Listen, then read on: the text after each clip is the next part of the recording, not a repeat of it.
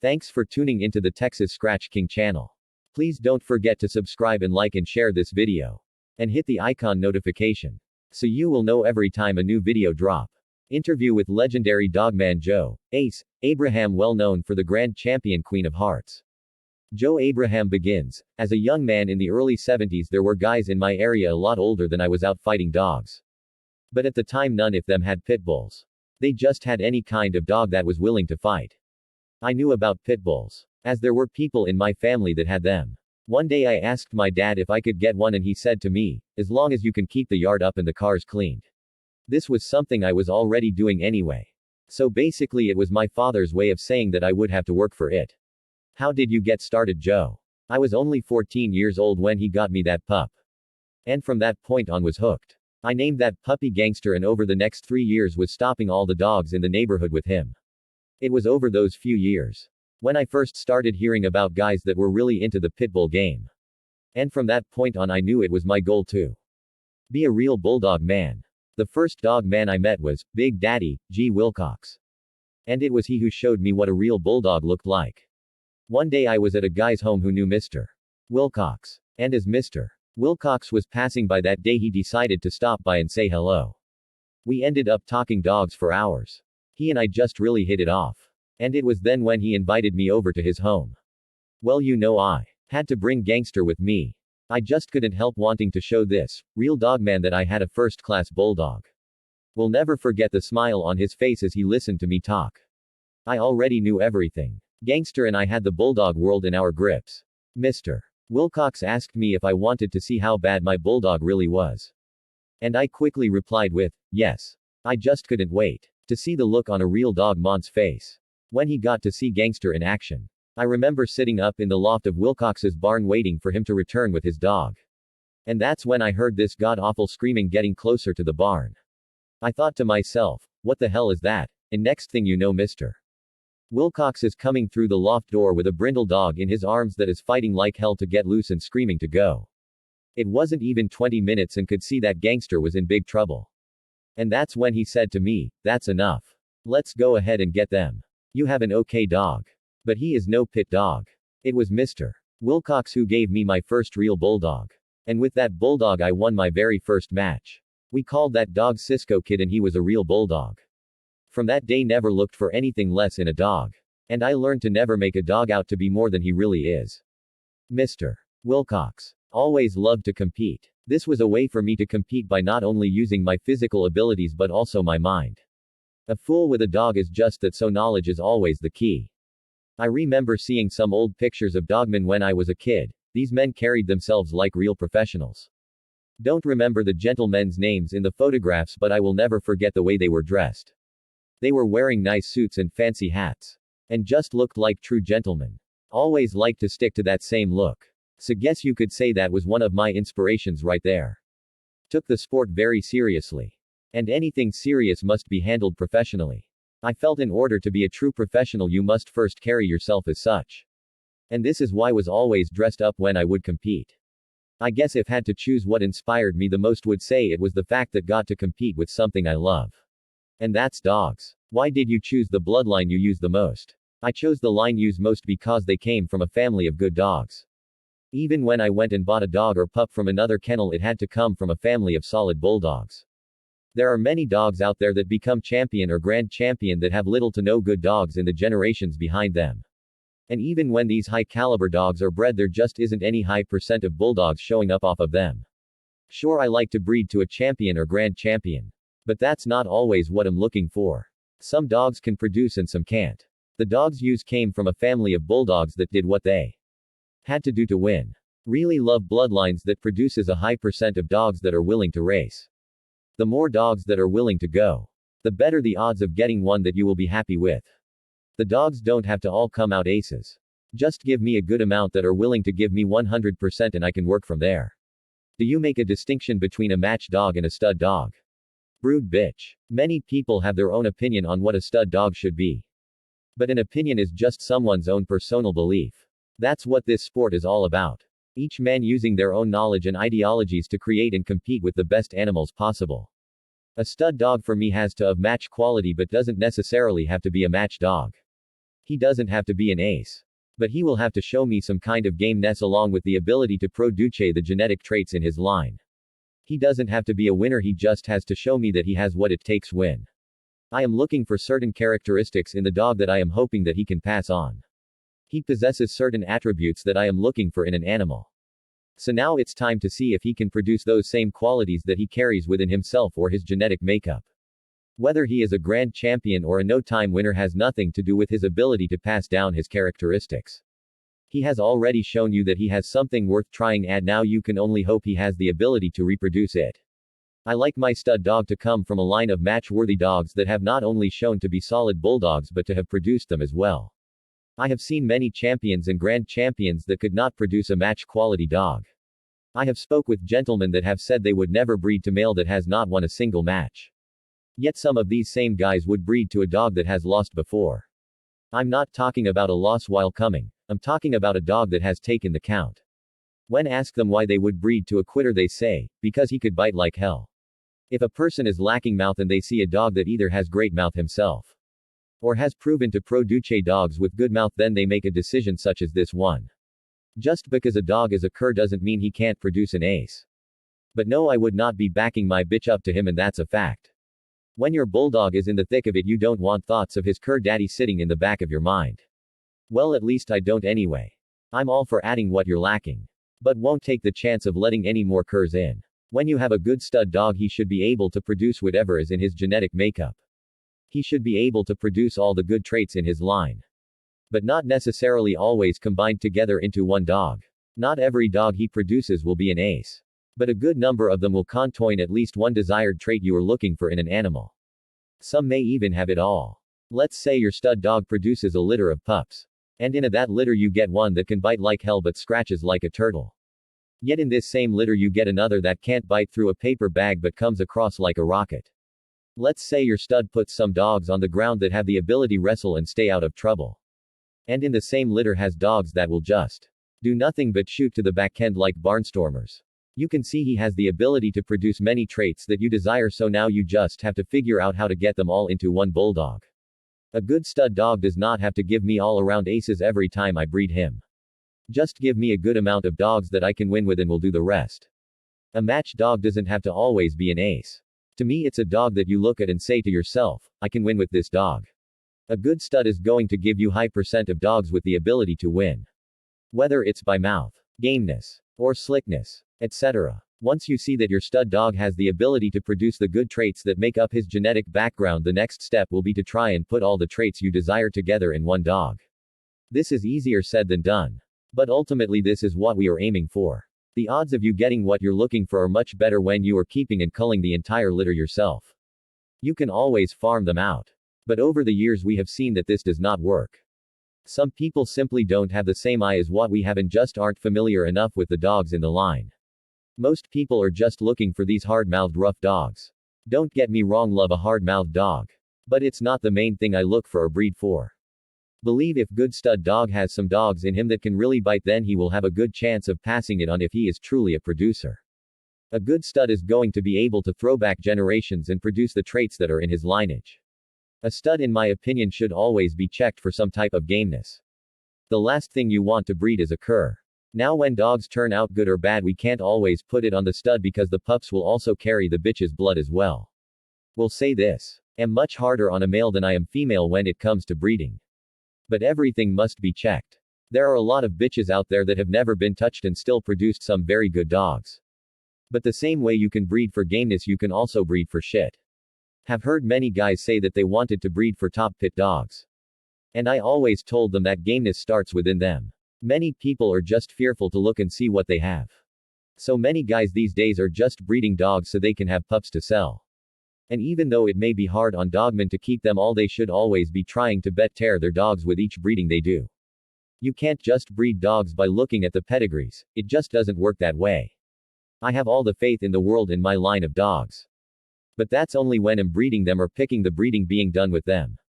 A line of dogs can turn to shit very fast if you have no idea what you're doing. A champion in this day and age means nothing. There is just too many frauds out there with their off-the-chain bullshit looking to make a quick buck. If was to breed to a dog that has never been matched, it would be because of the men who owned him and not his pedigree. I would breed to any checked stud dog on a real dog man's yard before I would breed to a paper champ in the hands of someone who has never done a thing in these dogs. A good stud brood dog should be more than just a pretty pedigree. They should be a tested dog with the ability to produce quality animals like the ones behind them. They should always have something to offer each other. Remember, from the structure of your bulldogs all the way down to the desired performance characteristics within their genetic makeup is ultimately what you're breeding for. Learn your line of bulldogs and stick with your program. If either the stud dog or brood bitch are not everything you want in a bulldog, then each should complement one another for what they are lacking. Hoping to create what you are really looking for. You will see the Queen of Hearts a lot in my pedigrees. And that's because she is the dog that I am trying to get close to or recreate. Just remember, no matter how many times you see the name of a champion throughout a pedigree has nothing to do with the quality of your animals if you are not breeding to better the dogs themselves. I have no problem inbreeding and line breeding as long as I see that the quality of dogs I want are still there. A good stud brood dog for the most part should produce its genetic characteristics no matter what it is bred to. This is why people pay money to breed their females to studs dogs that are known for putting bulldogs on the ground. They are looking to better the dogs on their yard. This is why I loved my little bull male. He produced solid dogs no matter what I breed him to. Bull was very tough dog to breed, he wanted nothing to do with it. I didn't plan on matching Bull after I tested him. I planned on breeding him when I felt his ingredients were needed. The dog was so damn fight crazy that I just went ahead and matched him anyway. After Bull won, I wanted to get some dogs on the ground off him. I figured he would need to be bred artificially. But I didn't want to waste a breeding to one of my good females.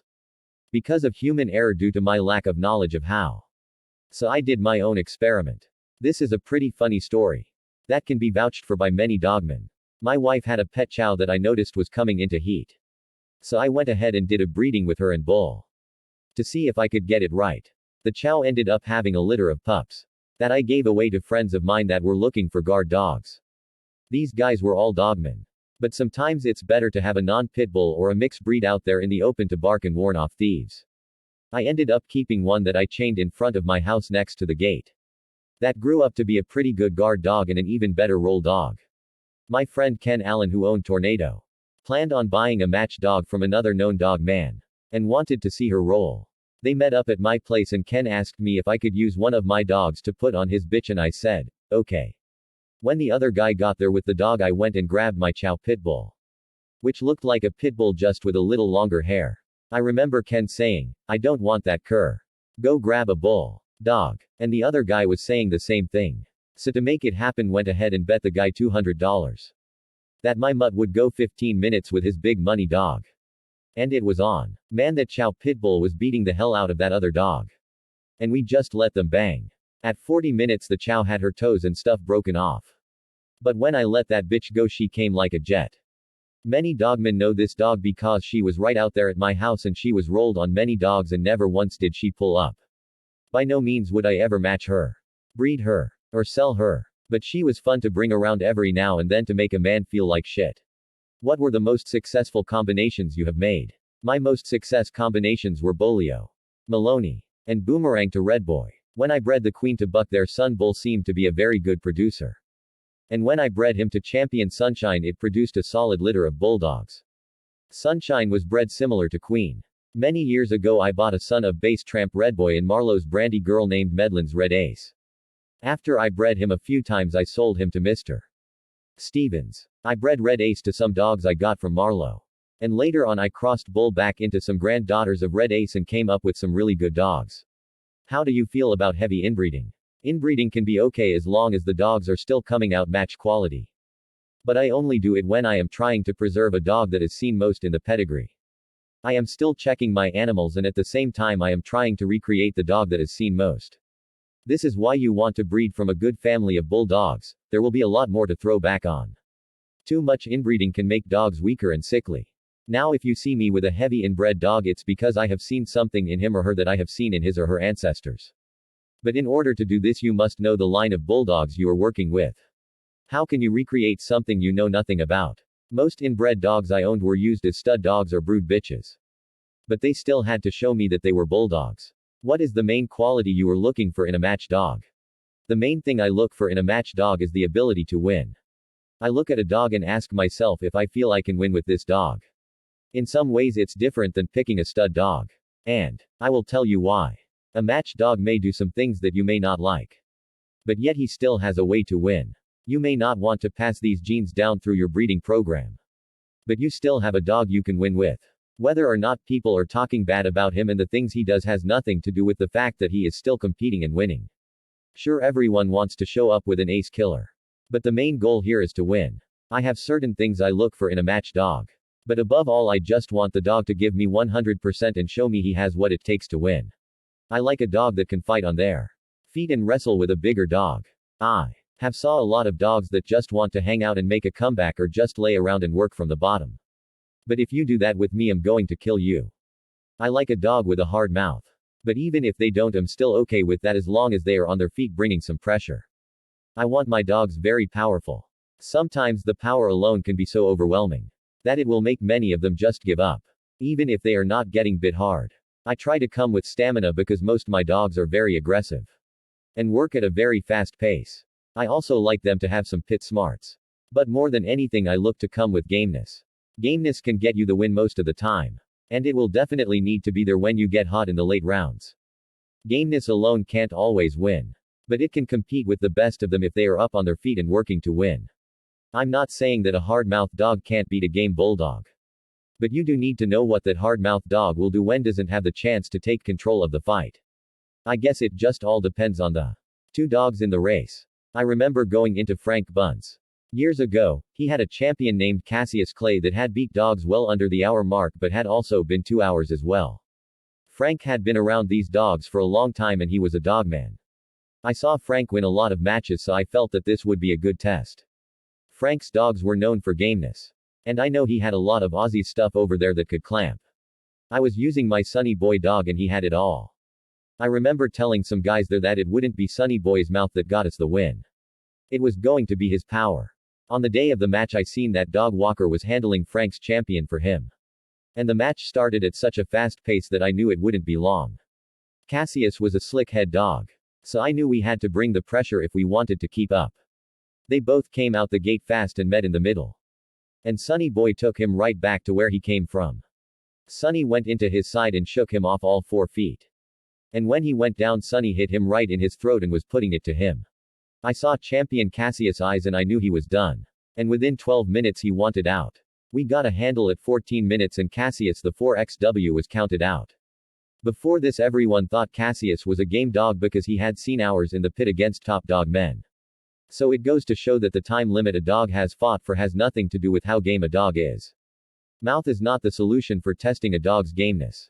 But it's constant relentless pressure that will have the other dog packing it in. Ideally when I am coming I want to come with gameness, stamina, power, wrestling ability, and a mouth. You definitely need some real gameness. Because no matter what there will come a time that your bulldog will have to overcome diversity. Mouth alone is just not going to do it in the fast lane. I have seen many good head dogs just make a fool out of a very hard-mouthed dog. Tell me about your schooling methods. I like a dog to show me he wants it. I never make a dog do something that they don't want to do. I like to walk something by them and see if they show me that they want to get it on. Once I know that they want some action I will go ahead and give it to them. I don't like rolling them a lot. So I make sure the first roll is with a really good dog. I've seen so many guys try to start 2 young dogs up on each other when neither one of them is fully cranked. Everything you do in schooling should be to teach them what you want them to learn.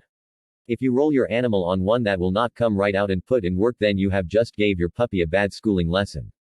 When mine is ready he is going to see 20 minutes right out of the gate. I may break them apart every 5 minutes to let him know this is a game. Kind of like when you take the hider toy from a pup and he tries like hell to get back at it.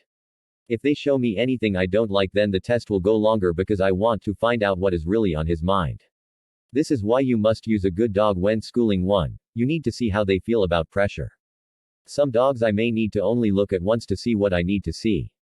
I won't roll a dog more than 3 times. And all this is done before they are 2 years old. The roll dog that I am using to school my pups with will be taken out of the box first. And I will let my pup watch him leave. It makes them want it more and they feel like they have chased the other off. This makes it their pit now. And they will remember what time it is when they are put back in it.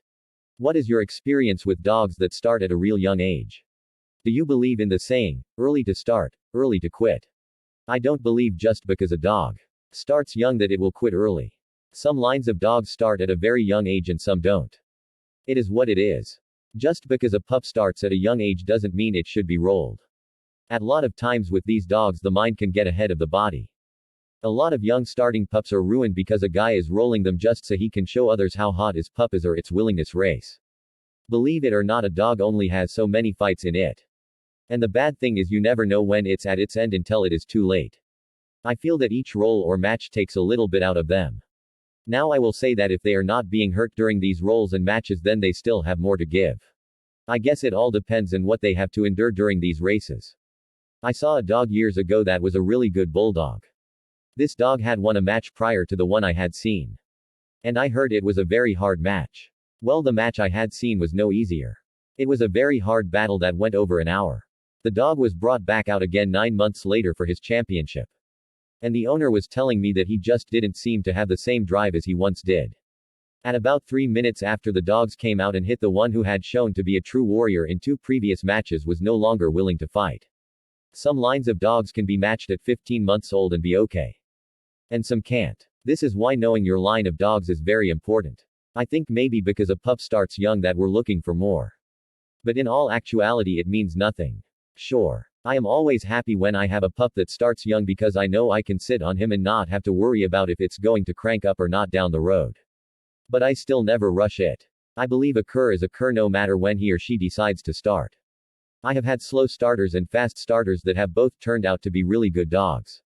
So don't look at a fast starter to be any better than a slow starter. I won't sit here and down another man for his beliefs on how a dog should or shouldn't start. Because what works for one man may not be the same case for another. Some guys are okay with having a 3-year-old dog that they are still waiting on to start. But that's just not my kind of dog. At 2 years old I want to know if I have a match dog or not. Learn your bloodline and you will then know a little more about how your dogs should start. The bloodline a man runs is going to have a big part in the quality of his animals. Now the blood doesn't mean shit if it isn't coming from someone who knows what they are looking at. Many guys run the same bloodline yet there is a big difference in the caliber of their animals. Some people just really have no clue what a good dog looks like. And that's because they never seen one before. My suggestion for the guys with the hot pups is just to let their bodies grow and catch up to their crazy minds. And don't rush. The dog game is like a chess match, and every move should be thought out. Thank you again for listening to the Texas Scratch King channel. This video is for historical and educational purposes only. Until the next time my friends, never submit to life and keep scratching every time.